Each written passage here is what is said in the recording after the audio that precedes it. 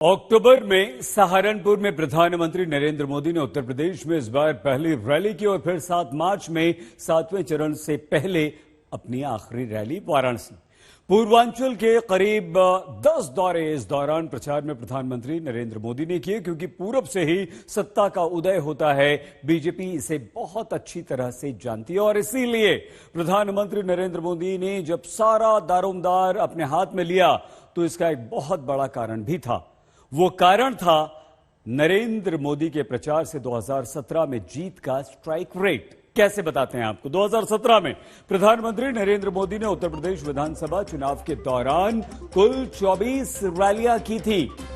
403 में से 118 विधानसभा सीटों को सीधे कवर किया। परिणाम बताते हैं कि प्रधानमंत्री के प्रचार वाली इन सीटों में से 102 विधानसभा में बीजेपी ने जीत हासिल की। मतलब यह हुआ कि 86% का स्ट्राइक रेट। जबरदस्त। क्या प्रधानमंत्री नरेंद्र मोदी का वही स्ट्राइक रेट इस बार भी दिखने वाला है? एग्जिट पोल में ऐसा ही अनुमान जताया गया है और अगर यही चुनावी परिणामों में अब नजर आ जाता है तो इसका असर सिर्फ उत्तर प्रदेश ही नहीं बल्कि आगे गुजरात तक भी दिखने वाला है।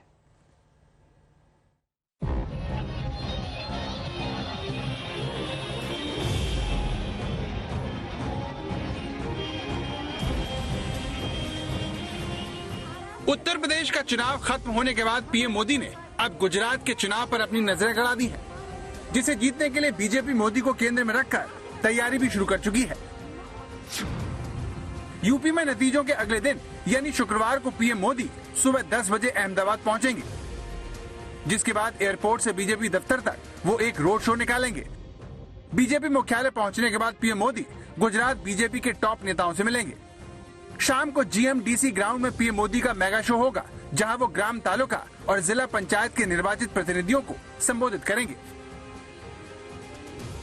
पीएम को सुनने के लिए पूरे गुजरात से 1 लाख लोग आने का बीजेपी दावा कर रही है। इस दौरान गुजरात बीजेपी का हर विधायक, सांसद और मंत्री मौजूद रहेगा। इसी तरह शनिवार को गांधीनगर की राष्ट्रीय रक्षा यूनिवर्सिटी में पीएम का संबोधन है। वहीं शनिवार शाम को वो सरदार पटेल स्टेडियम में खेल महोत्सव की शुरुआत करेंगे। दरअसल गुजरात में इसी साल दिसंबर में चुनाव है। सत्ता में वापसी के लिए जूझ रही कांग्रेस ने इसे लेकर द्वारका में चिंतन शिविर का आयोजन किया, जिसमें पार्टी ने अगले चुनाव में 125 सीटें जीतने का लक्ष्य रखा है। वोटरों को लुभाने के लिए कांग्रेस गांव और शहरों में बिजली के बिलों को आधा करने और महंगाई से निपटने के लिए 500 रुपए में गैस सिलेंडर देने का वादा कर रही है। साथ ही पार्टी ने सरकारी नौकरियों के सभी स्वीकृत विभागों को भरने का भी वादा किया है। 2017 के विधानसभा चुनाव में भाजपा और कांग्रेस के बीच कड़ी टक्कर देखने को मिली थी, जिसमें भाजपा ने 182 में से 99 सीटों पर जीत दर्ज कर लगातार 6ठी बार सरकार बनाई थी। कांग्रेस को इस चुनाव में 77 सीटों पर जीत मिली थी। पिछली बार मैं आया यहाँ, हमारे जो चलो सीनियर नेता कह लो, उन्होंने मुझे कहा पहली मीटिंग में बहुत मुश्किल चुनाव है, और उस टाइम जो हालत थी मैंने देखी, इस टाइम जो हालत है मुझे दिख रही है।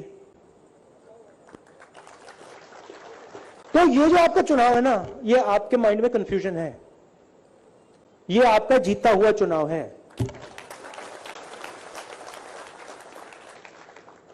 चुनाव खत्म हो गया है, आप लोग जीत गए हो। यूपी के बाद गुजरात पीएम मोदी के लिए बहुत अहम है। गृह राज्य होने की वजह से वो कोई भी चांस लेना नहीं चाहते, इसीलिए उन्होंने अभी से तैयारी शुरू कर दी है। लेकिन सवाल ये है कि अगर यूपी चुनाव के नतीजे एग्जिट पोल के आसपास रहे तो इससे गुजरात में बीजेपी के लिए राह क्या आसान हो जाएगी। यूपी चुनाव के बाद पीएम मोदी का गुजरात पर फोकस करना क्या 2024 के लोकसभा चुनाव से जुड़ा हुआ है?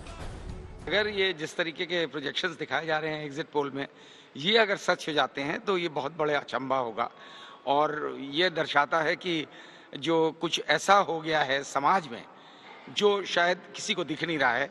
और ऐसी सूरत में आगे की जो जर्नी है बीजेपी की, वो मुझे लगता है कि और मजबूत बनेगी। और इस तरीके का मतलब ये ज़रूर है कि उसमें दिखेगा कि भारत बदल गया और 24 में शर्तिया उसका इम्पैक्ट पड़ेगा, क्योंकि आज की डेट में अगर बीजेपी के नंबर्स कम होते यहाँ यूपी में, तो 24 में स्थिति आसान नहीं, डगर आसान नहीं होती। भारतीय जनता पार्टी, जो मौजूदा भारतीय जनता पार्टी है, नरेंद्र मोदी जी और अमित शाह जी की अगुवाई में जो पार्टी चल रही है, नड्डा जी भी उसके अध्यक्ष हैं, वो एक चुनाव खत्म होते ही अगले चुनाव की तैयारी में जुट जाती है।